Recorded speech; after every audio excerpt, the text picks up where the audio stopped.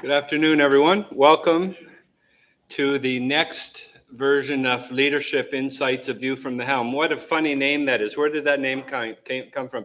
There was a book written by, in fact, sadly just passed away about a year and a half ago. Dr. Duderstadt was the president of University of Michigan, and he wrote a book that I read maybe 15 years called A View from the Helm, and it was about the complexities of running these entities called universities. And so when Dr. Stehauer and I sat down and said, how might we extend that notion of getting the best corporate leaders onto our campus to share what their view from the helm is and the complexities of leading in other sets of industries, why don't we call it that name? And so that's the background on our View from the Helm Leadership Insights, and a remarkable track record that we have invited and they have accepted opportunities to speak. Bill Stavropoulos, former CEO and chairman of Dow. Chris Clemens, a great Northwood alum, executive vice president, chief operating officer for the Miami Dolphins. He oversees the F1 race there. Bob Crone from Rydell was here not long ago. Betsy DeVos, what it's like to work in public administration as our secretary, former secretary of education. And so this is a blessing for Northwood University and our students to be able to bring these thought leaders to be able to say, I'm not going to talk about what's in a book. I'm going to actually share with you the realities of leading. And they've been tremendously successful. But fundamentally, this is an academic event. And so each time we have these, I try to get off the stage quickly and introduce one of our faculty. And we have a great one here today in Nick Hamilton. Nick has been with us for over a decade. He is an award-winning professor. He was in our hospitality program. He now is a professor dedicating his time into management. And so with that, look, it's not lost on me. I can disappear off this campus for 6 months, and it tends to keep operating. And when our staff, and particularly our faculty, are not engaged on a day-to-day basis, that's when things go wrong. So our faculty are the university, and let me introduce one of the great ones here, our professor, Nick Hamilton. So Nick.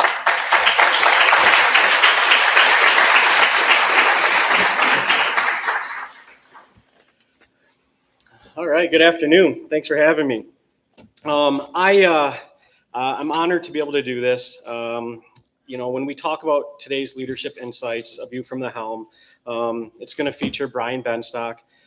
He's going to bring a bunch of life lessons to our students and talk about how we mend those things from the classroom into events like the Northwood University International Auto Show.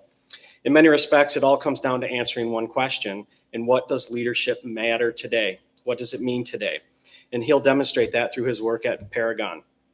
My own leadership journey has elements that are very closely tied to what Mr. Benstock will cover today. I started my career in automotive. I started in sales. I was in F&I. I even helped build an online marketplace for used cars. And during that time, I learned about customer relationships, trust, and what makes it what we build from something from the ground up and what it means. It taught me mental toughness. It taught me problem solving because nobody was going to do that for me. From there, I spent 20 years at Marriott. My job was to build teams, shape culture, and deliver guest service. It was from there that I learned that leadership is about service. It's about creating an environment where employees feel empowered, where they can meet guest expectations. Even last year, we talked about in the CAM Summit, how Brian talked about how hospitality can be blended with automotive and how important that is to look at those people as our guests. Now, as a PhD researcher, I study leadership challenges in service-driven environments. My research focuses on adaptive leadership, customer service, customized service, engaging employees so they become part of the solution. True leadership is about adapting to complexity, aligning teams with purpose, and giving employees a voice. It's something you'll hear Mr. Benstock talk about today. Here at Northwood, we don't just talk about these lessons, we live them. The auto show is one of the most visible examples of experiential learning, and we get to put it in action this weekend. Students plan, organize, problem solve, and work together. They deliver a world-class event. And it's not just auto show, it's events like Fashion Showcase and Stafford Dinner, where they get to lead, collaborate, problem solve, and take ownership of real outcomes. At Northwood, this is not just theory. We take classroom concepts, textbook knowledge, case studies, and we put them into environments where they can make mistakes, celebrate their successes, and most importantly, learn. And this is why leadership education matters. These experiences build their critical skills: communication, teamwork, adaptability, and decision-making. For you students, it prepares you for internships. It prepares you for life after Northwood. It'll give you the confidence you need because you're taking ideas like auto show from an idea into what we think of as a reality, and that you get to lead others through it. So students, as you listen to Mr. Benstock today, I encourage you to, one, lean into leadership opportunities in the classroom, on campus, and in your jobs. And while I'm sure Mr. Benstock will mention technology improvements, he will also emphasize that relationships matter. The relationships between team members and the relationships that we build with our customers. And that idea ties directly to the Northwood University mission. We develop free enterprise leaders who drive global economic and social progress. Leadership is not about position. It's not about power. It's about responsibility. It's about purpose. And it's about making things better than the way we found them. And that's what we're teaching here at Northwood University.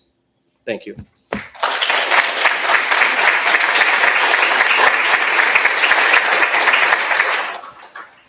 It's also my pleasure to announce today's moderator, Dr. Kristen Stayhauer, Northwood University's academic vice president and provost. She earned her doctorate in political science and international relations at Northwestern University and has completed postgraduate work in higher education at Harvard University. Dr. Stayhauer's scholarly work has focused on East-West relations during the Cold War, American foreign policy, and the unification of Germany. Her business career has focused on strategy formulation and implementation, and she has worked with large and small organizations, both domestic and global, spanning many sectors. Please welcome me, and please join me in welcoming Dr. Kristen Stayhauer.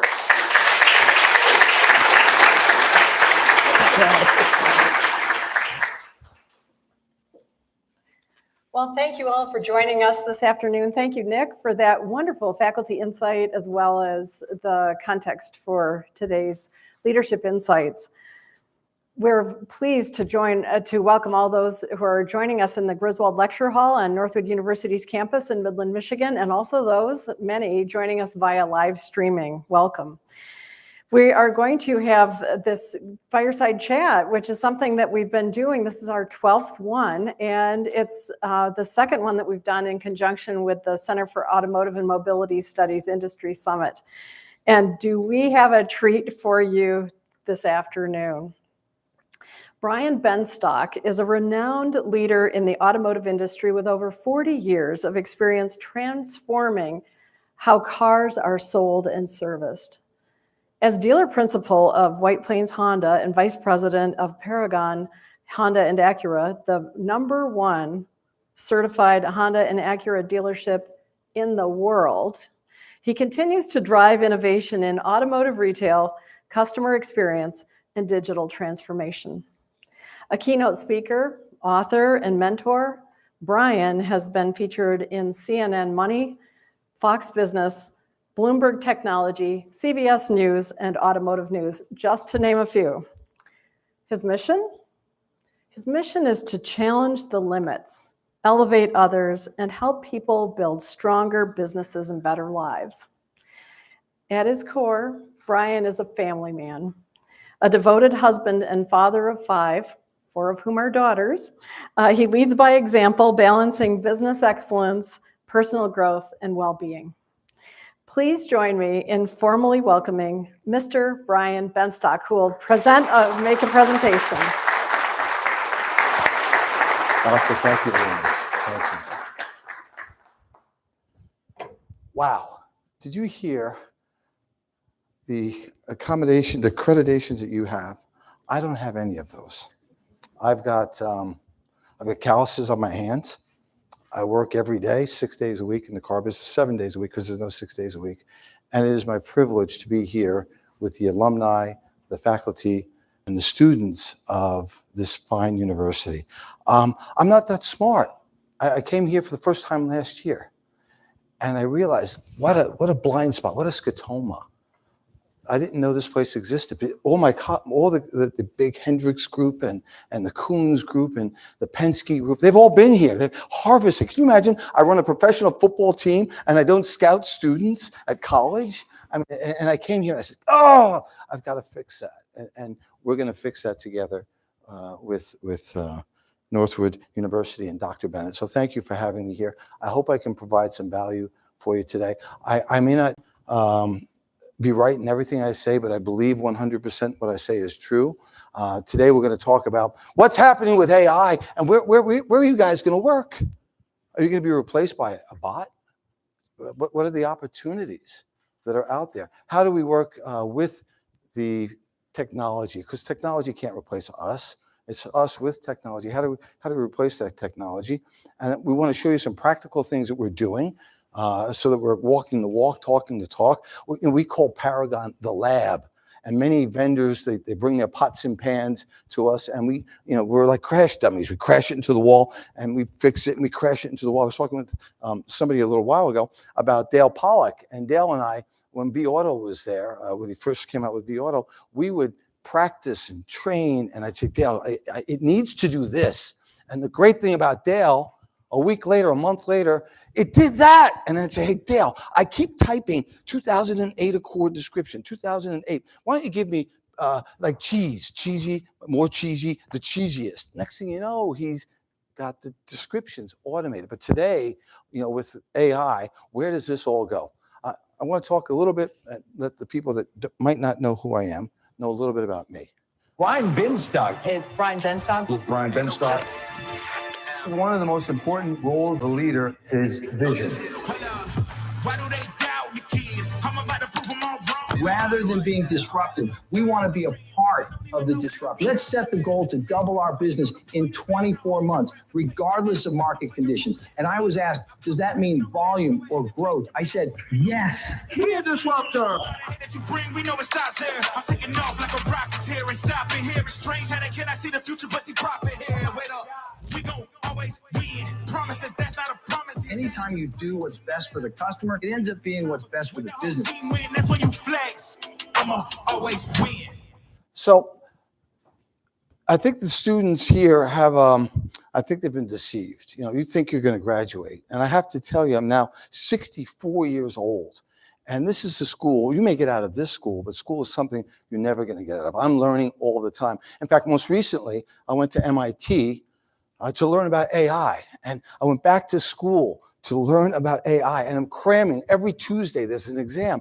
And I found myself up till 2 o'clock in the morning studying. My wife's like, what are you doing? You have a job? I said, I've got to turn in the paper. I've got to turn in the paper. And I learned just enough to be dangerous. I went to NYU to learn about marketing and brand strategy with Professor Scott Galloway, the best in the world. And what impact did these things have on our business? Well, Paragon, as the doctor said, was #1 certified used car dealership in the world for 20 years. And we're kind of proud of that in a little place called Queens, New York. And the Acura store were the same, #1 in the world. And we're kind of proud of that. And after all these years, in 2023, we were the #1 new car Honda dealership in the world with used cars, #1 in the world. And it was great. It was so fantastic. And the team, we celebrated for a hot minute. And today, it's completely irrelevant. It's 100% irrelevant. Doesn't matter. Yesterday's meal won't feed you today. There's a saying, may you live in interesting times. Look at what's going on in the political spectrum. And I'm apolitical. I think there's a lot to be desired on both sides, but look at the chaos that's going on, the market disruption that's going on. And we made a little sizzle reel just to give you a little example. Clothing and cars, they're all about to cost more. In some cases, thousands of dollars more. Trump has no idea what he's talking about. What he's doing has put us in a very vulnerable position. Fasten your seatbelts. We could be in for a bumpy ride. Russia's going to move as a taxi. A large tornado outbreak. Record flood level. New tariffs are in place. Car prices will rise. I want to buy a car, but it's too darn expensive. What is a buyer to do? Honest to God, we don't know how to sell it. It's unfair for us. We got bills, we got kids. There was pressure to wrap this thing up quicker. Right. Faster the better on it. Have the negotiations, get it resolved, start resolving. We're trying to solve a problem. Don't tell us what we're going to feel. A federal appeals court has just ruled that Trump's tariffs are unlawful. We don't win that case, our country is going to suffer so greatly. President Trump has solved inflation. He's cutting regulation, made the tax cuts permanent. Donald Trump signed an order implementing lower tariffs on Japanese cars and other goods. Both China and Russia are hurting. Our country has a chance to be unbelievably rich again. If Trump is able to land this, that will be historic in a million ways, but China will be the big issue. China needs us much more than we need them. People ask me what keeps me up at night. Oh, I don't know, battery electric vehicles. They're on, they're off. I was afraid. We're in Queens, New York, and we're surrounded. It's a metro area. We're surrounded by giant buildings. Where do you plug the darn cars in? And Honda is relying on us to hold our end of the bargain. And I know they had a lot of these cars that they had to move, and they're going to push those cars on us. And I'm sitting there as a dealer, as an owner. How do I sell these cars? How do we create demand? And we came up with a strategy, and we did. And I think we're #1 or #2 in the country in selling battery electric vehicles. I don't know how we do it. When I started out in the automobile industry, for those of us that think this is a bad market or challenging market, interest rates prime was 17%. I was 22 years old, and I didn't know any better. My boss, my mentor, Nancy Phillips, she said, how do you feel about selling cars at a 22% interest rate? I didn't know any better. I was too dumb to know the interest rates. So I was no problem, because I bought a motorcycle 2 years before, and I paid 25%. So I thought 22% is normal. There were no 60-month terms. There were no 72-month terms or 84-month terms, or today, 96-month terms. There was only 48 months. There was no leasing out there. I just didn't know any better. So when people were saying there's chaos and it's bad, I'm saying, come on, this is a piece of cake. I like this guy, Jamie Dimon. I like his perspective on what you guys have to look forward to. Kids, anyone who's depressed, as long as we don't have like nuclear war, they're going to have an unbelievable life. They're going to inherit. Like people say, the next generation's in bad shape. Really? They're going to inherit a country that's worth $200-300 trillion. They're probably going to live to 120. AI is going to cure some cancers. Yeah. They shouldn't be bemoaning the situation. They should be looking at this world and saying, what can I make of it? What can I do better than the folks before me? And so, again, which do you choose to follow? I was on a sailboat, not a sailboat, I was on a motorboat, and I was with my management team. And on the boat, there was wind coming at us pretty hard. And there's a sailboat that was sailing directly into the wind. And my manager goes, how does it sail directly into the wind? And I started talking, I'm a sailor. I started talking to him about the sails and the vector and the air coming in, going out faster than it comes in and pulls the boat along. And I said, it's the set of the sail that counts. It's the set of the same wind blows on us all, right? The same economy affects us all. But a good captain knows how to set the sails to go in the direction he or she wants to go in. So it's not the economy, it's the set of the sail. And he sat there and he goes, you've been telling me that for years, but now I see it. Now I see it. AI is going to create more millionaires in the next 5 years than the internet did in 20. More millionaires in the next 5 years than the internet did in 20. I think that's really exciting. And if I'm telling my team, when I heard the questions, where do you see the future of the automobile business? Get involved, learn AI, know AI, learn how to work with that so you can leverage yourself into a superhuman 1, 2, 3, 4, 5 times the amount of productivity that a guy like me can do, 10 times, 100 times, 1,000 times the productivity. Nothing to me is more important than setting my team up, my people up for the future.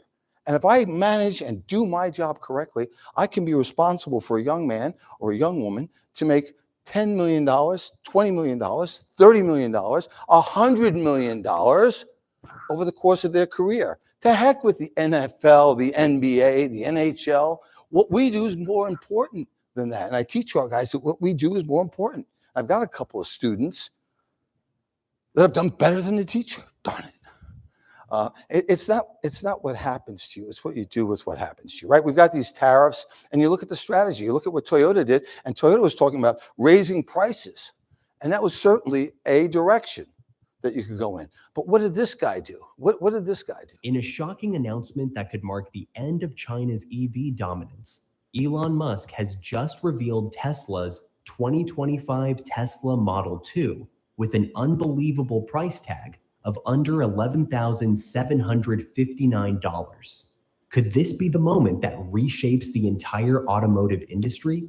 What if I told you this price isn't just a marketing stunt, but part of Tesla's brilliant global strategy? And it's beautiful. I think it's beautiful. What do you do if you're running a dealership today? You've got tariffs, you've got this political disruption, you've got a war in Ukraine, you've got stuff going on in the Middle East, you've got interest rates going up, you've got interest rates going down, you've got a stock market that when it was down, people are complaining, the stock market's down and Trump's killing everything. Now that it's up, they're saying it's going to crash. Make up your mind, right? So what we try and do is we focus on the data. The data steers you right. Now, Ashley's here, Ashley Lepchek. She's my partner at White Plains Honda. She's my friend. I've known her for a number of years. She worked for 15 years at Google. And that's a long time. And she taught me to listen to the data. The data never steers you wrong. And so we lean into the data. When we looked at the data says, hey, search interest is up 10%. That's really good news. And there's usually a 1-to-1 correlation between search and purchase. So for every 100 people that search for a car, 95, 90 purchase a car. But in this case, you've got search up 10% and sales up 3%. So I think we're starting to bump on a little bit of price sensitivity right now. People are still interested in cars, but insurance has gone up 50% over the past 4 years. Prices have gone up, and we're starting to bump into a little bit of sensitivity. The good news in our specific store is our search is up 4%. Our website visits are up. And we look at the website traffic, and we have, how many unique leads a month? Paragon. Yeah. 90,000 a month. 90,000 unique visitors a month to ParagonHonda.com. And we conclude about 10,000 transactions. That's sales, that's service, that's parts. We miss 80,000 a month. You're up here telling me how good and Paragon is and how great we are. We strike out more than anybody.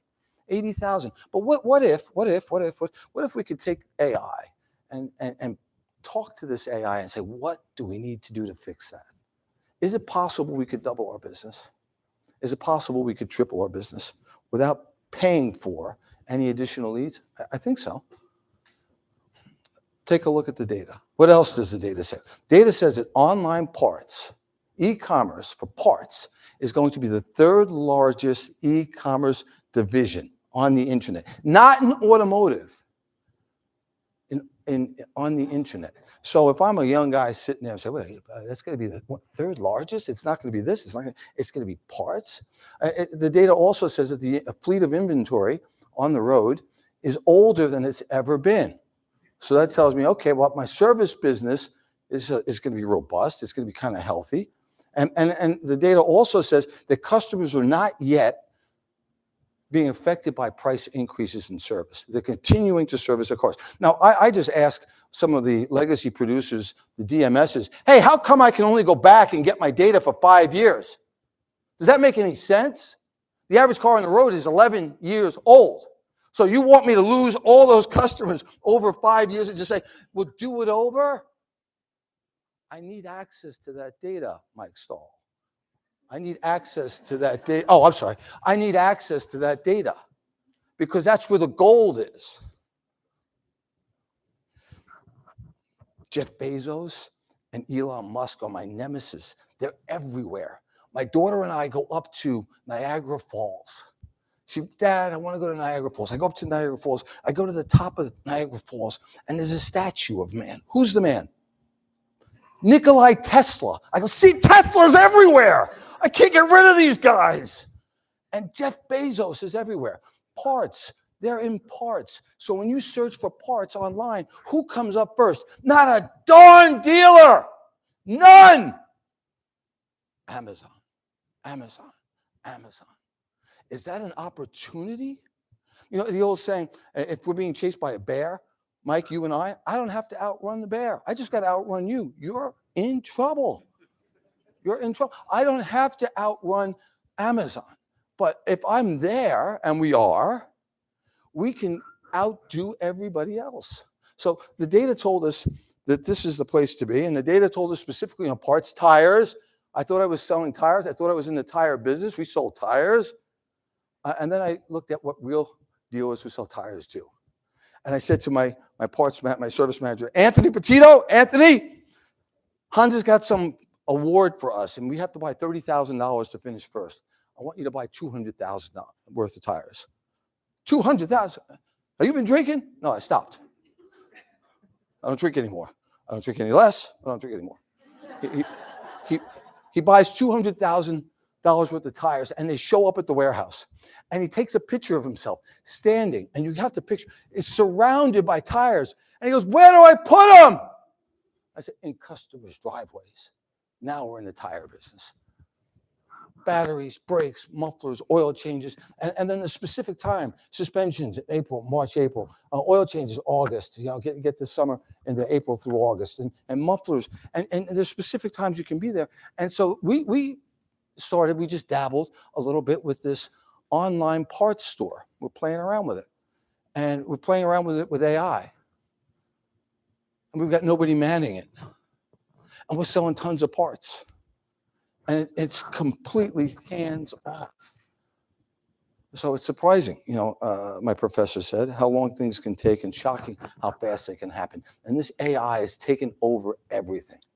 We take a look at what's going on. Elon Musk says, the companies that embrace and succeed at AI are the ones that are going to control the future. So I said, hey, what if he's right? Well, I don't like his politics. Who cares about his politics? The guy's one of the smartest cats on the planet. And by the way, he's one of the richest cats on the planet. And what business is he in? Ours. I should listen to the guy, and we're listening. AI is not going to replace people. People that embrace and use AI will replace those that don't. AI is not going to replace people, but people that use AI will replace those that don't. And so when people are talking to me about AI replacing people, I say, did electricity cause the carpenter who uses an electric saw, did it replace people or just make the carpenter a lot more effective? And I think that's a good way to look at AI. Now, you could still use your hand saw if you want, but I'm not going to hire you to do a job.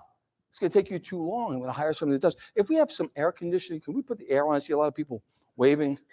If we could turn the air up, that'd be great. And it's not man versus machine. It's man with machine. And I think of competition. And when I see competition, we've got some Lithia people here, and they're competitive with us. And I love those guys. And they've got billion-dollar budgets. And I met the director of resource directors, and I met his director of used cars that are over $4,000, and his director of used cars under $4,000, and his mid-range used car director, and it's lovely, it's wonderful. In 2023, I stood up and I told our team, we beat all those publics. We beat all the billionaires, the bad news bears from Queens. We did it. And when I think of competition, it starts out with co. It's not against, it's with. And it's the same thing with AI. If you want to see that as an adversary, you're going to lose, but it's with. New York, we don't play when it comes to cars. Here at Paragon Acura, we've leveled up with the UVI. It is the ultimate drive-through inspection, powered by military-grade AI. It scans for dings, dents, alignment issues, undercarriage problems, even open recalls. Military-grade precision inspects your vehicle in seconds, instead of you paying for hours. Forget the waiting and the second guessing. The UVI gives you instant, accurate results that keep you ahead.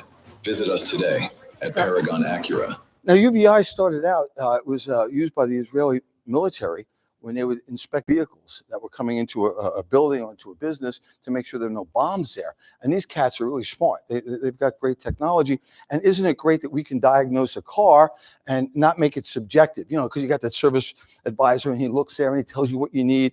And then you say, well, let me think about it. And then you take your car to your own service mechanic and he says, you don't need any of that. It's not subjective. In about 12 seconds, it'll tell you everything you need to do to the car. And we thought, hey, that's pretty good. So I bought 3 of them. 3? Yeah, I bought 3 of them and put them in the store. And now we're looking at what else can we do with the AI? What is the information that we can gather when that car drives over there? And what if we could get the equity position of every car that drives over there? What if we could get the recall position of every car that drives over there? What if we can get the lifestyle understanding of every car that drives through the shop? Well, that's what we're working on today. Because the illiterate of the 21st century are not going to be those that can't read or write. It's going to be those old dogs that can't learn, unlearn, and relearn. And I have learned, unlearned, and relearned 1,000 times. And here we go again. This is Alvin Toffler wrote this in a book called Future Shock, written in 1970. And so that's what we're doing, right? That's what we're doing today. That's why we're here today, is to learn, unlearn, and to relearn. 32% of my colleagues say, we're using AI. And I say, in a pig's eye. It's like when we talked about pickup and delivery for service, 70% of the dealers they had pickup and delivery for service. That's not the reality. Take a look at this for an example of AI and what AI can do. This may look like just another car factory, but it's actually a new microfactory, manned by autonomous robot dogs and robotic arms monitored by AI. It's designed to change the way cars are produced, and it's been built in the heart of one of the smallest and most expensive countries in the world, Singapore. Typically, car manufacturers don't build car factories in dense urban cities like Singapore. But here, it's going to be different for most car factories. Robots are going to do a lot of the manufacturing, and it's going to be a much more flexible model. Microfactories reinvent the way cars are made by automating most of the process and building them in a cell rather than along a production line. So this could be the future in which we talk in a couple of years from now. Microfactories are one of the biggest changes to car making in a generation. And if the concept is proven, it could shape the future of the industry. Wow. So we take a look and we say, where do we start? You're a dealer, you're an OEM, you're a DMS provider. Where do we start? And I go back to that lesson with Kodak. And, you know, Kodak had the patent on, do you know what film is, guys, young guys? Yeah, okay. I go back to the days of the regular camera that had film, and Kodak had the patent on that digital technology. And I always, this is my imaginary conversation, the guy comes in and says, boss, I've got this thing, it's digital, it's great. You don't need film, you don't need development, you don't need paper. And I see the CEO, imaginary, saying, stupid. We make money with film and with developing and with paper. And they shoot him out of the office. They say, you know, get lost, go away. A couple of years later, as the world started moving towards digital, Kodak tried to transition, and it was too late. And they asked the CEO, Johnny, you blew it. You blew it. What happened? And he goes, we messed up. You know, transitioning to digital was like changing the fan belt on a moving motor. And so I say to those of us that are not embracing the early stages and the early game of AI, it's going to be the same thing. By the time you try and catch up, you're not going to be able to catch up. And in fact, what happens, and this is kind of, I think, profound, what happens when you make it simple for people to process pictures? What happens? They're more likely to take more pictures. And what happens if you can eliminate the process of doing this? Click, take the film,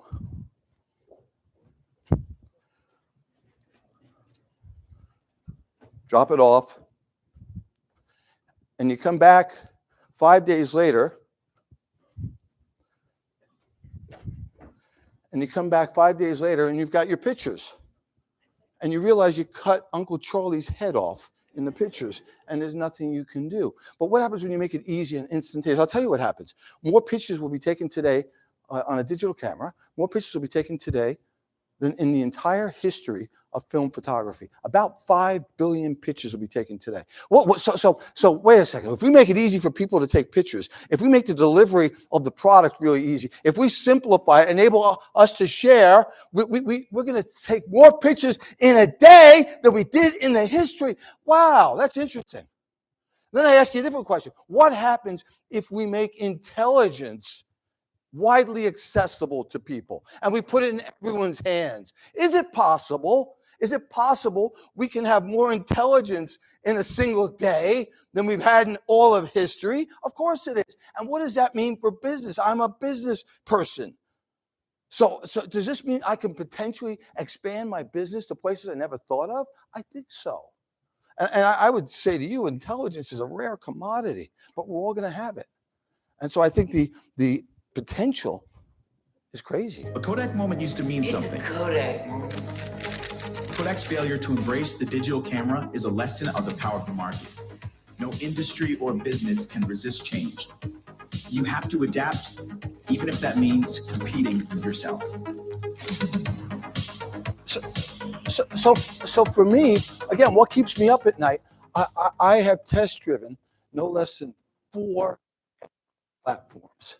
I went to school, I learned a lot, and it's this little company that I learned about in school, and maybe if I contact them, they're not in automotive, I'll get leg up on my competition. It's this company called, and I said, okay, I'll create stuff with them. And then I hear that the Boston Celtics got sold to this guy, whatever his name is, and he owns a little company called Symphony. I guess I'm not the first person to figure out that this guy's got a pretty good sized platform. He paid like $6 or $7 billion for the Celtics. I'm saying, wow, there must be something to this. And so, a billion pictures are taken in a single day. I'm saying, how can I take? It's my responsibility as a leader of the dealership to take us into the future. And so I started looking at things like this. Yesterday, the CEO of Fiverr emailed his entire organization, and he essentially said, I don't want to sugarcoat anything. AI is coming for your jobs, and it's actually coming for my job too.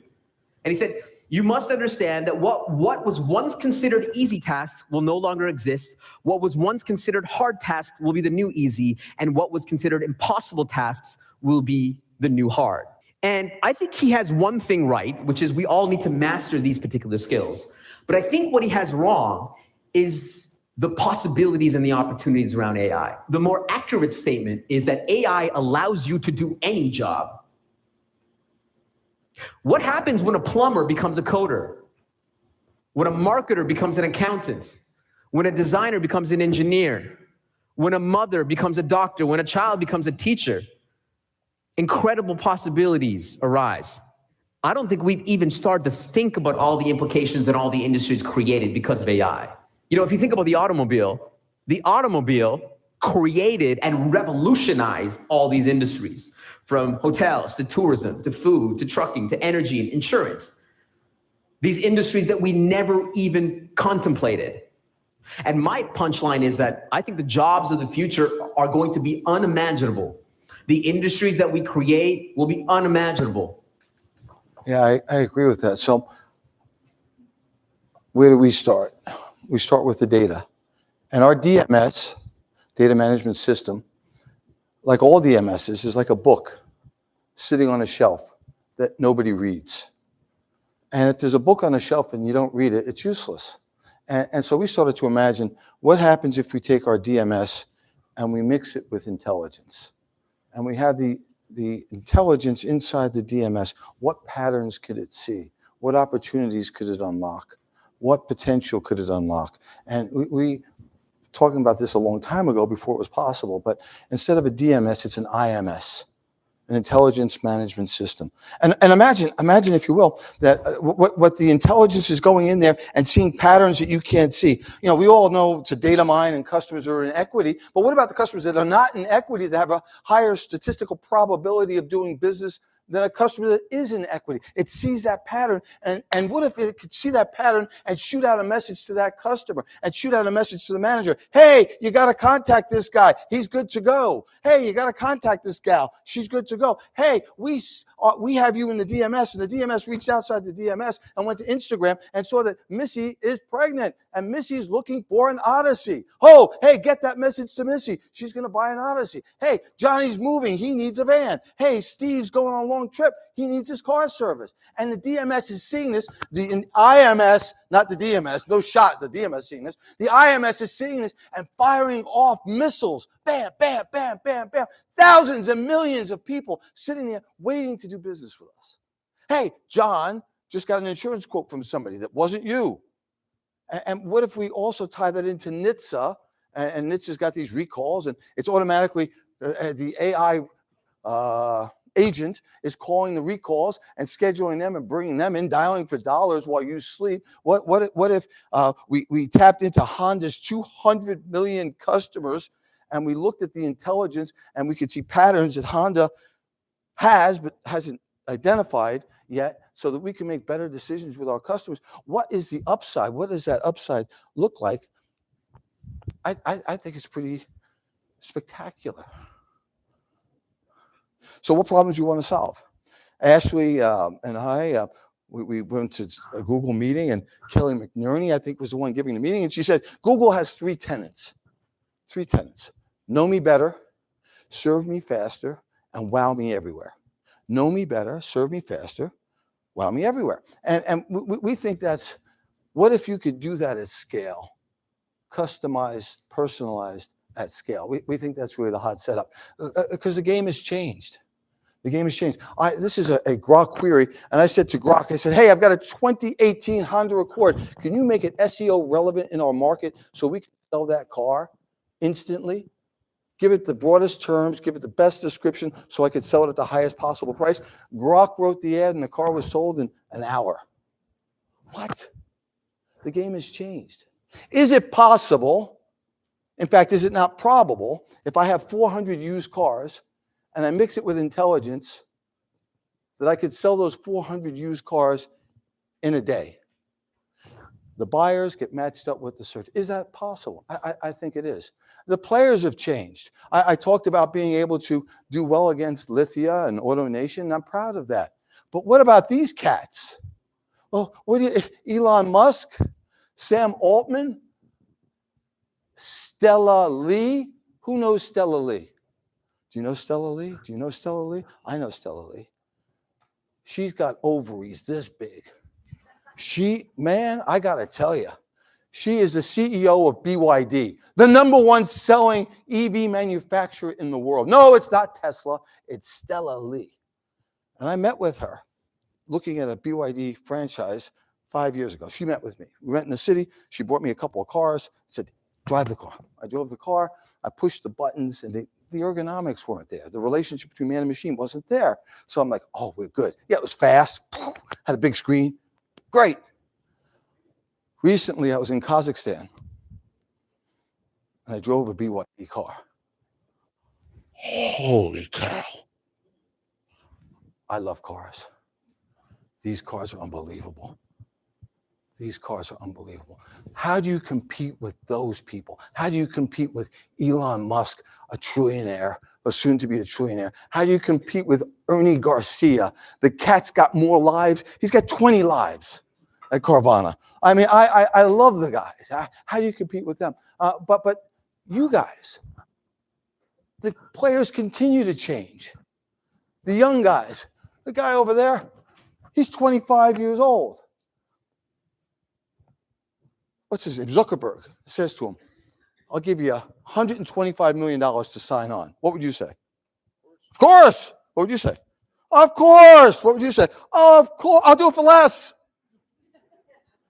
He said no. And they gave him $250 million. You may want to learn about that AI. $250 million. The expectations have exploded. Yours, mine, everybody's. And so I told the team at Paragon, it's time. It's time to reinvent. Boss, we're doing good. What is good, man? It's the enemy of great. It's time. Every brand has to have a strategy, and our strategy is driving evolution. And driving up isn't about keeping up. It's about staying ahead. Let me explain. College phenom Michael Jordan hits the NBA and wins Rookie of the Year. By his third year, he is the league's leading scorer and most popular player. In 1988, Jordan decides a one-dimensional game isn't enough to truly stand out. He focuses on defense, becomes a playmaker, and masters shooting from the outside. Jordan's Bulls go from winning games to winning titles. So ask yourself, why evolve? In 2001, Apple introduces the iMac, its new operating system, and its first retail store. That same year, Apple introduces the iPod and reinvents the music industry overnight. 5 years later, they do it again, disrupting the cell phone industry. Apple evolved from a $9 billion market cap before the iPod to a staggering $2.8 trillion market cap today. We have entered a period of volatility. In 2017, our goal was to grow our business with expanding the footprint of our facility. By 2024, we have done business with an additional 200,000 people. Are you still wondering how we did it? Because the game has changed. The players have changed. The challenges have changed. And opportunities are everywhere.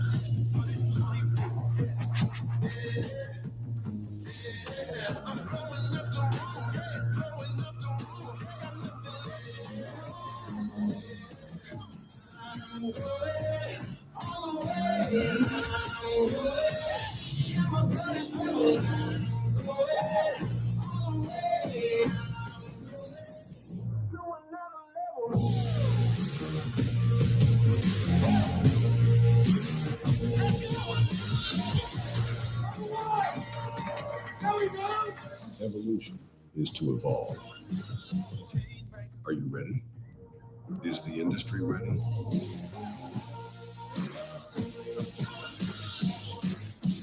Okay, so let's talk about the cool stuff. Let's talk about the cool stuff. Most breakthroughs come from outside of the industry. So we took a look at what's going on outside of the industry and things like circle to search, right? Circle to search is you've got a movie, you get your product in the movie, and all of a sudden people can, see it, circle it, and search.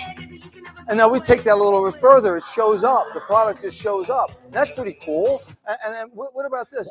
This was cute. Oh, they got drones dropping off parts and stuff. And we thought that was cute. Delivery of the future. Shoppers can get a drone drop off from Walmart centers, which are at 287 Frontage Road. You're not dropping no part off with drones in Queens, New York. It's not happening. But what you can do is you can reimagine it, reinvent it, put a little magic dust on it and sprinkle it, and then tell customers about it. And you tell customers about it kind of creatively. Hey, man.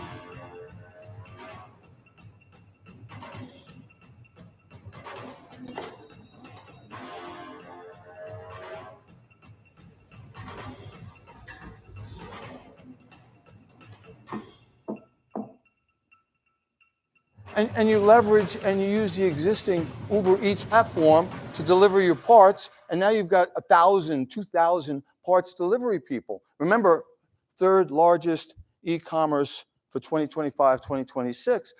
And so we did that. And this is somebody going on our online store, completely dealing with AI, whether they call or they email or they text. Done.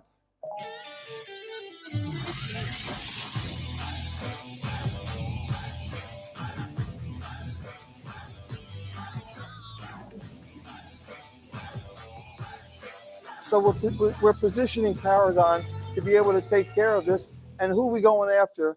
I'm not going after Lithia. I'm not going after the local Honda dealers. We're going after Amazon. We're going after Amazon because nobody's there. Nobody's there. We want to see solutions to problems that people didn't know existed, right? The ballpoint pen gave rise to roll-on deodorant. Ozempic, I heard was for diabetes and it's being used for something else today. Rumor is that Viagra came out, it was for heart, and now I hear it's being used, I hear, for something else, right? This is rumor, I'm too young to know about that. But you know, they asked Henry Ford, Henry Ford said, if they asked me what we need for transportation, they would have said a faster horse. That's not what we need. We need things that take advantage of where the market's going. I used to be in another lifetime a hockey player. And one of my favorite guys was Gretzky. And he said, I don't go to where the puck is, I go to where it's going. My job, your job is to anticipate where the market's going to be and to position yourself to set up the fishing nets during low tide. So when the tide comes in, you catch the maximum amount of fish. And so I went to this study from McKinsey, and McKinsey said the largest increase in contribution to the bottom line over the next 10 years is going to be in collision parts, it's going to be in tires, and it's going to be in maintenance. So as you heard before, so what do? We got into tires. And why? Because if it's BEV, if it's ICE, if it's hydrogen, it's going to be on tires, and they're going to need tires. And guess what? If it's ICE, if it's autonomous, if it's BEV, they're going to crash it. So get yourself into the body shop business. And all those old cars, they're still old. They're always going to be old. And so get into the service business. So we did that. Take a look at this. I'm a young guy. I'm looking for opportunity. I disagree with the gentleman that was speaking before. I don't like to do that. But you know, he said, follow your passion. Maybe. How about follow things that you're good at? How about see an opportunity and get really good at it? $800 billion industry, and my colleagues are losing 80% to independents. 80% are going to the independents. This industry is going to go from 800 billion to 2 trillion in the next 5 years. In my world, 5 years is 2 seconds. Decades are going by like this. And so how do I position my fishing nets to from here to here to catch a ton of fish? And why are we losing 80% of that business? Well, this is a map of Queens and New York, and Paragon. I don't want to press the wrong button. Paragon's sort of up there towards the center middle. And these are the other dealers that I thought were the competition. And they're wonderful people, but they're not the competition. They wear the same color jersey I do. You know, they're with Honda. We want to go after the Red Devil. We want to go after Toyota. We want to go after Nissan. Well, they're dead. Hyundai, we want to go after them. I'm sorry, I got to be PC. But they're gone. We want to go after those. But when we looked at this for service, we said, well, we're doing a really good job against those guys. But when I looked and I searched oil change near me, and I typed that in, you know what I found? Not one dealer, including us. Not one dealer. Oil change near me. And when I did this, I had my marketing team there, and the guys from Tier 10, they jump in. No, Brian, that's not how you search. You got to put Honda oil change near me. Nobody searches like that. You got to put Paragon oil. Nobody searches like that. When you go to a restaurant, you don't put in the specific name of the restaurant, or you wouldn't search. You know the restaurant. It's oil change near me, and there's not a dealer there. Who's the competition? Oh! And this is an underrepresentation of the market. There's actually 17,000 people in where your eyes can see that can put a New York State inspection sticker on a car. Why are we losing 80% of our business to the independents? Because there's more of them. Proximity. It's not price, it's proximity. We got to make it easier. So we set out a couple of years ago and said, how can we make it easier for people to service? And I have these imaginary meetings. I sat down with that guy from Starbucks, Scholes. I sat down with him and said, hey, Scholes, if you were going to put a Starbucks Honda dealership in New York City, where would you put one? He goes, I'd put one on every block. You put one on every block? It's imaginary conversation. I said, okay, how do we put a Honda dealership on every block? We put one here. So I got together with the folks at Google, and I said, Google, help me solve for X. I want to be able to pick up and deliver cars. And I have to tell the truth, I want to do it for sales. And I met a wonderful woman named Joanne Sheehan, and she said, you've got to go wide then tall. Wide then tall. She calls it the LCD, lowest common denominator. I said, but I want to sell cars. And she said, you got to go service if you want to sell cars.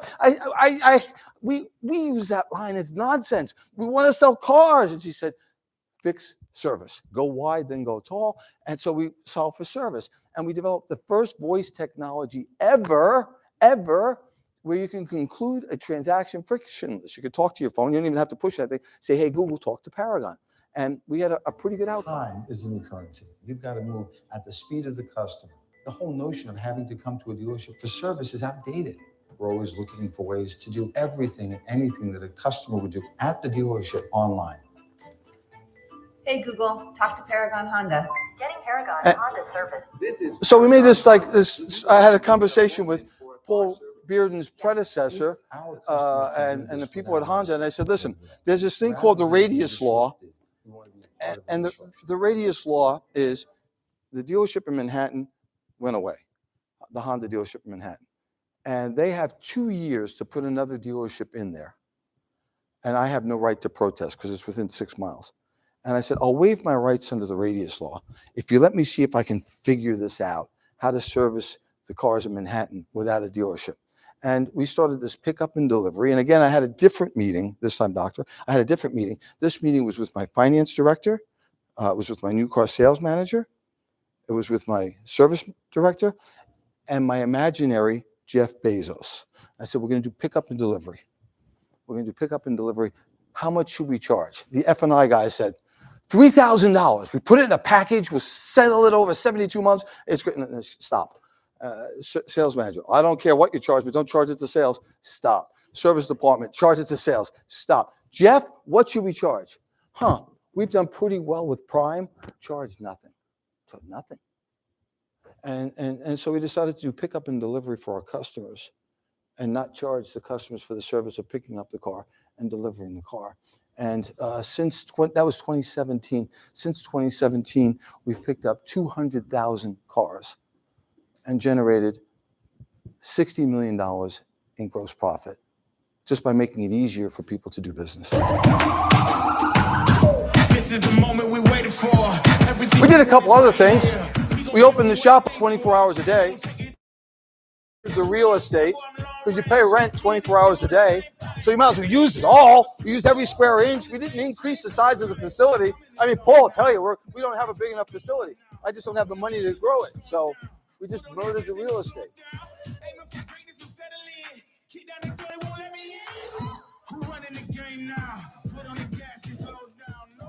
And so now we're saying we did all this, and now AI's here. Oh, let's go. Let's party. What's possible? And let's unleash the power of AI and turn it. Let me solve the problems that we have with AI. Facebook was originally for Ivy League university students, and Amazon originally only sold books. Okay, now we've got a niche. We can go through the 5 biggest opportunities for making money with AI this year, starting with AI agents. AI agents. Agents are emerging as Agents are the thing everyone is talking about. More AI agents. The opportunity for agents is gigantic. Think of it this way. If ChatGPT, Gemini, Grok, etc. are like the brain, the AI agents are like the body that can actually go and do things on their own. For example, here's an agent that can match resumes to job posts and apply to jobs automatically. There are hundreds and thousands of businesses that are looking to use AI agents this year, and you can build them even with no existing coding or tech expertise. You can go to websites like crewai.com and start building AI agents that can execute specific tasks for businesses in your target niche. Things like sales, marketing, analytics, or even finance. With sales AI agents, they help you do things like analyze the score of a lead by looking at things like interactions, engagements, or even patterns. This way, your team knows what leads to prioritize and which leads to ignore. The last thing you want to do is pay sales reps to talk to leads that won't ever convert into customers. And when it comes to marketing, everyone knows that personalized experiences convert better. With marketing-driven AI agents, they can help you personalize the copy, the content that you're showing to each individual, which will cause you to convert more of those visitors or followers into leads and customers. You can appeal to different audience segments, which will help improve your conversion rates as well. With analytics, AI agents can help pinpoint the right kind of traffic that's generating the best revenue for you. Just because one customer buys from you and another buys from you, it doesn't mean they're equal. The first customer may come back 10 times and continually buy from you, while the second customer may only buy once from you. You ideally want the right customers that keep buying from you over and over again. AA agents can help you find them by telling you where to focus your marketing efforts. When it comes to finance, AA agents can tell you the lifetime value of your customers and your campaigns. It can even show you which campaigns create the highest lifetime value and which campaigns aren't profitable. So that way you can stop the bleeding and focus not just on revenue growth, but profitability. Well, so we went to several people and we said we want to create an AI agent. And I'm blessed to have access to some really good people. And I got with a CEO of a company who did something really completely unrelated. He does backgrounds for your photos and photo booths. And I said, you've got a really great crew over in India. Here's what I want you to build. Can you build this for me? Can you build an AI agent for me? And he said, okay, tell me what you're thinking. And I said, I want an AI agent to live on the VDP page for cars. And I want, when the customer touches the call, there's an agent that answers the phone. If the customer wants to email the dealership, there's an agent there that not only, when you click on email, it writes the email for the customer to make it easy for the customer to do business with. Hi, my name is Brian, and I'm interested in this car. Okay, and the same thing, text. So if they call, they email, or they text, the AI agent's there to assist them. And it looks like this. It's the VDP page. Emily gets all of the lead information. You've got 100% attribution, permission-based. Hey, Brian. Thank you for calling Paragon Honda. I'm Emily Carter. How can I help you today? Hi, Emily. I'm interested in the 2024 Honda Odyssey that I saw online. It was in, I think, Luna Silver. Is it still available? Give me a moment while I check that for you. Yes, Brian, the 2024 Honda Odyssey in Lunar Silver Metallic is available. Would you like to come in today to check it out and secure a test drive? Well, I'd like some more information first. Can you tell me how many miles are on the car? Certainly. This vehicle has 22 miles. Would you like details on previous owners or features next? Yeah, I'd like both, actually. The details on the previous owners, a Carfax, and then the equipment. Give me a moment. AI doesn't need a moment, but she's playing the game. The Carfax shows this is a one owner personal vehicle. It comes loaded color leather seats, moonroof, heated front seats, adaptive cruise, blind spot monitor, backup camera, and more. How can I? Want to see it today? No, what about the Are you Carfax? AI or Is it you a clean real? Carfax? Hi, this is Sophia from Any Paragon accidents? Honda. I'm calling about a safety recall on your vehicle. Okay. So now we got three conversations going on. We got a safety recall, we got a new car lead, we got a used car lead, and I'm sitting here in Detroit with you. Cost of sale, 0. The other two calls are actual calls, and I want to protect the customer's identity. We're calling on an open Honda recall. An appointment is scheduled. An appointment was set. The customer showed up, and we made $800 in warranty labor on that particular recall. The center one, the guy sat there and said, "Are you AI?" And she said, "Well," and this is cool. This is really cool. Okay, hey, I want the Nissan Rogue you've got in stock. Okay, I got the Rogue. Can I come and see it? Do you have anything else like it? No, this is the only one that we've got. I suggest you come in and buy it. And he goes, "This is really cool. I can't believe this." And so my question is, this is 3, this could be 30, this could be 300 people handling the calls. How do you compete with that? How does anybody compete with that? And now I want to unleash the AI agents on my formula. Yay, my formula. I've been kicking around with this for 1,000 years. E equals PO squared, and exchange equals a profit opportunity squared. So every time we take somebody out of the current car, put them into a new car, and sell them and sell the used car, that transaction, that holistic transaction, the value is about $11,000. So if you're going to concentrate on transactions, which one should we concentrate on? The ones where there's no margin or the ones where there's big margin? The one where it concentrates and focuses on one department in the dealership, or the one that holistically raises the value of all? Because when you do a vehicle exchange, you sell a new car, you sell a used car, you service the new car, you service the used car, you finance the new car or lease the new car, you finance or lease the used car, you sell a VSC, hopefully, you sell a maintenance program, and so it lifts all the profit centers of the dealership. But what's better? It lifts all the profit centers of the OEM. So it's good for the OEM, it's good for the dealers, it's good for the customers. Pretty cool. And the math for Paragon is crazy. Crazy. Let's work on this together, okay? Let's work on this together, because this is my mission.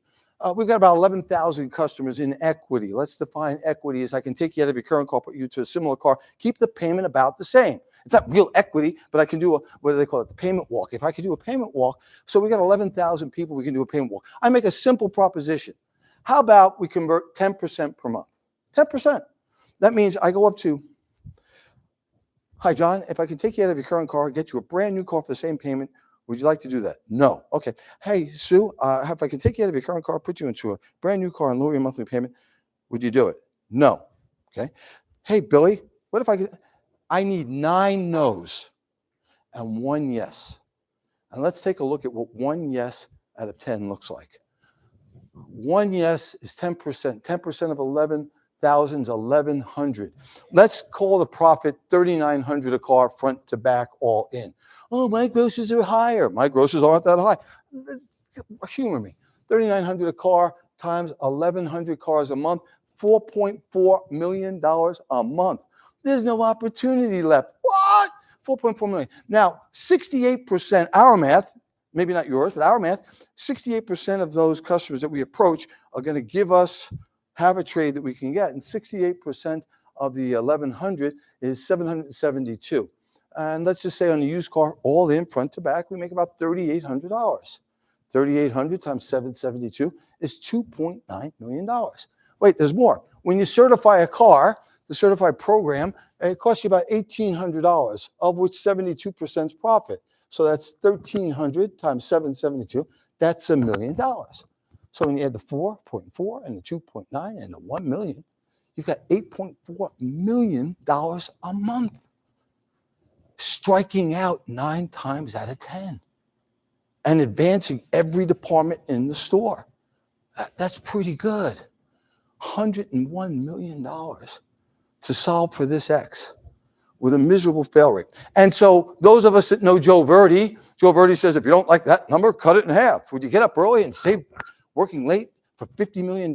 You bet you would. You don't like that number, cut it in half. Would you go to bed late and get up early for $25 million? You bet you would. But I got around different people. I got around the people from Google and Facebook and other places, and they said, why would you cut it in half? 10% is terrible. You should be looking for 20%, 30%. Bezos' retention with Amazon is like 99%. Why are we settling for 10%? What if we could get 20%? That's $200 million. I could pay off my student loans. 30%, 40%. You know, what's out there? And so this is me. Well, it's not me. This is Mel Fisher. And Mel Fisher had a tackle shop in Laguna Beach, California, and he sold it sometime in the late 70s, and he was searching for buried treasure in the Caribbean. He knew pretty accurately that a ship went down the Caribbean and it lost about $400 million worth of gold and silver. The Spanish were like the OEM. They kept VIN numbers on every gold bar. They knew what they had, and he knew they had it, but it sunk in the 1700s, and he was going after it. And so he got there, moved his family to Florida, and they went out searching. He was searching in the wrong area, and lo and behold, they found treasure. It was $1 million worth of treasure.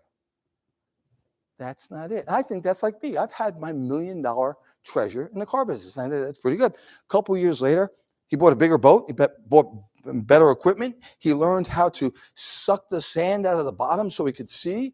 And sure enough, oh, he finds a treasure. $5 million. I've had my equivalent of $5 million, but that's not it. He keeps searching, and he finds the $440 million. This is 1980 something worth of gold. So I say, how can I do that? Because of the same effort, opportunity cost, advertising, sales, sunk costs can be used, the outcome is exponential. So instead of looking for incremental growth, exponential growth is what's available. And we talk about the story of acres of diamonds. It's mirrors, not windows. The opportunity is here, not out there. Because everyone thinks, hey, out there, I'm going to buy another dealership. People say, why don't you have more stores? I haven't fixed this one yet. There's $100 million. Where am I going to go? I'm going to take 5, 10, 15, 20, $30 million, buy another store to screw that one up? No. Let's find this acres of diamonds that are right underneath our feet. And this is LaGuardia Airport. And with AI, look at what we can do with AI. I think in pictures, a plane takes off from Paragon's airport. We want to communicate with that during the life of the trade cycle. 36 months, 36 months. What are you going to do? You're going to anniversary, first oil change, second oil change, happy birthday, Merry Christmas, Happy Hanukkah, Thanksgiving, Valentine's Day. We could come up with together a pretty robust trade cycle. And the whole object of the game is to get that plane to go around and to come back and to land at our airport. And when they do, they drop off their old plane, they pick up a new plane, and 2 planes go around.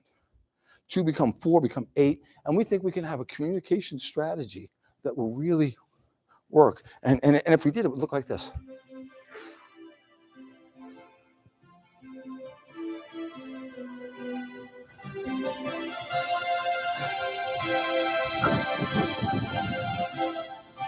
And so with Ashley, we're working on what is our mission? What do we do? And we simplified it, right? What do? We manage depreciating assets. That's the business I'm in. I manage depreciating assets. These are planes in the sky. They're also units in operation. And how do we communicate with those units in operation effectively? And now we think with AI that we can actually do that. And that's kind of exciting. Problem is, too many of us think we've maxed out what's possible. Too many of us think the car business is over. Too many of us think it's gone. Too many of us, remember the Publix were going to replace us. Remember the internet was going to replace us. All this nonsense. Nobody's replacing us. I promised I'd give you guys a peek under the hood. Do you want to share? The microphone's up here. I can't take this off. This is Ashley Lepsick. Ashley's my partner at White Plains Honda and a former Googler. Okay, come on, give it up. And do you want this? Yeah, absolutely. Thank you. So great to be here with you all. As Brian mentioned, he and I met when I was working at Google, and at Google, they burn a couple of philosophies into your brain, right? He mentioned the focus on data. The former CEO of Google used to always say, "In God we trust. Everybody else bring the data." Right? It was a focus on data-driven excellence. I can't talk to her about something without the data. The data. She won't listen to me. Give me the data. Let me see what it is. Where are we going to eat tonight? Bring the data. Let's look at the data. But for the students in here, how many of you have actually been in a dealership to either observe or try to work in a dealership? Raise of hands. Okay. One of the practical challenges that I learned a lot more intimately when I started partnering with Brian is that getting our hands on that data is really challenging, right? There's a lot of old, antiquated, closed systems that are really important and has really, really good data, but the insight doesn't come until you pull the data out of this one and pull the data out of this one and pull the data out of this one and put it all together in a spreadsheet and analyze it, right? So that practical challenge of how do we get the data and then how do we find the insight and then how do we act on it is something that we've been trying to tackle for years together. But like Brian said, when we think about trade cycle management and that crazy mathematical equation that he put on that board in that blue slide, right? How do we take that and not just settle for the 10%? How do we expand it to 20 or 30%? For us, it's all about getting that data, freeing that data, and being able to activate on that data. And as we do that, this constant theme that have been guiding us to solve this problem, the first and foremost, that integration beats fragmentation, right? We cannot solve We cannot use AI without solving for this problem, without freeing our data, without integrating our data. So it's been a huge focus for us.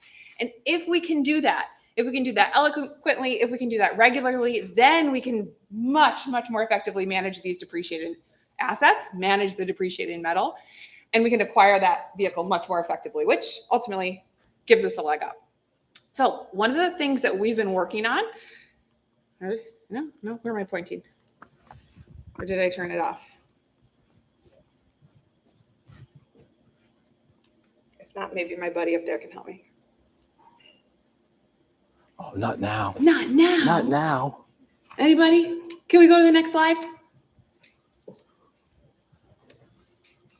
Drum roll, please.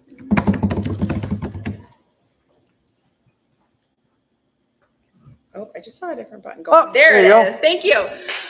Yes, thank you. Thank you, Doctor. Awesome. So one of the things that we're working on is how do we get two pieces of critical information, two pieces of critical data to better maximize opportunities through the service lane, right? Brian talked a little bit about selling in the service lane. We know every day how many customers are coming in the service lane, and a good portion of those are in equity and would be really amenable to getting in a newer, safer, more cool, exciting new car if we could keep them at the same monthly payment, right? There's two pieces of data that have been challenging.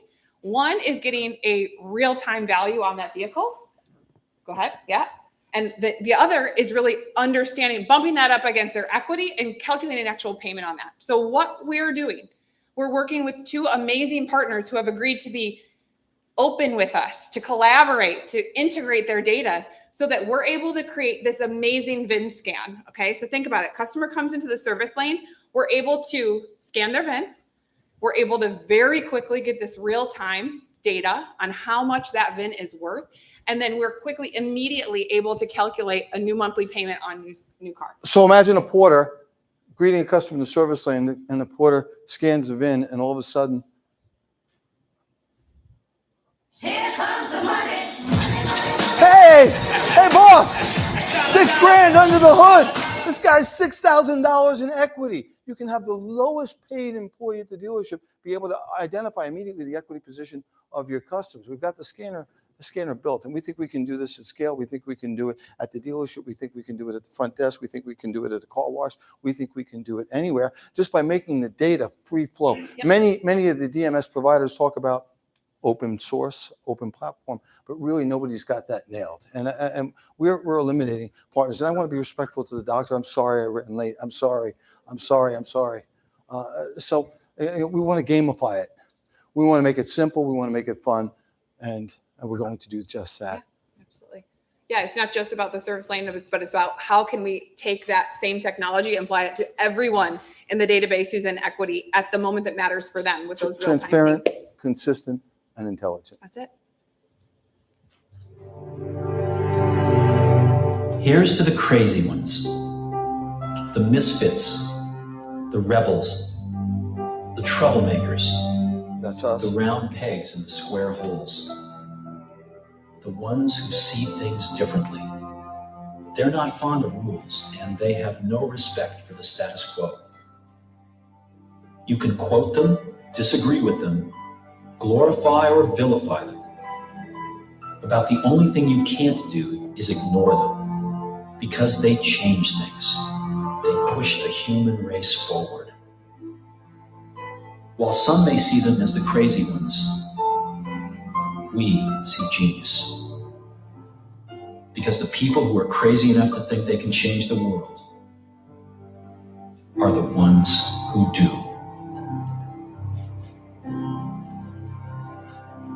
Thank you very much. Thank you very much. I'm sorry I ran late. Okay.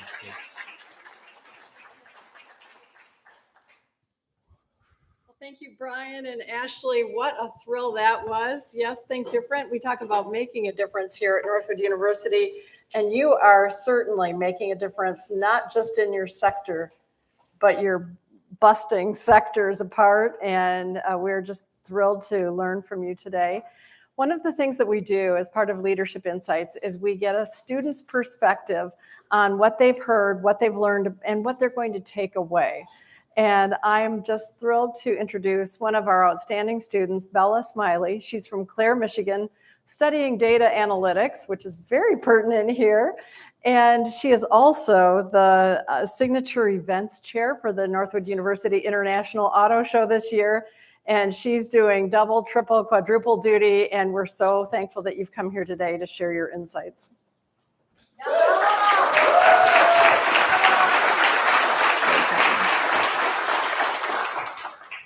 Thank you, Dr. Stayhauer, and thank you, Mr. Benstock, for so generously sharing your wisdom.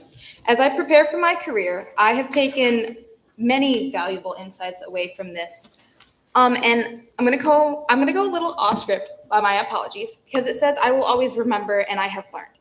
And I think the beauty of Northwood is that it gives us the strategies to be able to relate. So I'm going to say I relate because I've taken what I've learned in my classroom and I can apply it, and I can take what you've said and apply it to my classroom as well. So when you say that data drives everything that we do, I see that in my classroom, especially as a data analytics student. And I see this with my studies and my internship at Rydell. We see the way that data comes into the dealership and the way that we embrace it. But I also see the potential and the way that we can use AI and the way that it allows for growth. And it also is a way that doesn't keep a ceiling on the automotive industry. It genuinely can change no matter what. And I think this is an industry that will go so far, and it's forever changing. And that's why I love it. And I'm so excited to step into it as well. And another thing that I'll take away from this is you say it's man with machine, not man versus machine. And I think that this is so insightful. And you say that AI will not replace people, but people using AI will replace people who do not. And I think that this is also so incredibly insightful. It also ties to the way that your mindset will dictate your success. So I think the way that you perceive AI, the way that you take it and you run with it, it's going to dictate how far you go with it as well. So that's what I've taken away from it. And thank you so much for allowing us to benefit from your leadership insights. It's events like this and individuals like you that allow us as students to learn through experience, to grow in our careers, and to genuinely just challenge the world and take it on after we leave Northwood. So Mr. Benstock, to commemorate you for serving as a guest at the Northwood University's Leadership Insights, A View from the Helm, we have a gift to show our appreciation.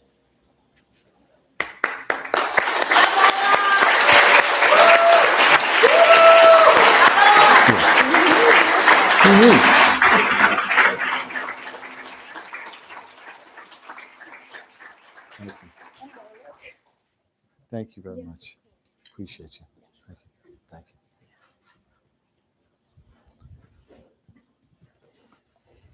I'm not sure we could start this weekend any better. That was absolutely remarkable. Bella, beautiful summary. I thank all of you for attending. I hope you have lots to take away. I know you will. Our friends at Paragon, Brian, what a blessing it is to have you here. And for the rest of you, let's enjoy this weekend. And I will say, just among friends here, I'm guaranteeing a football victory on Saturday afternoon. Okay? All right. Thank you very much.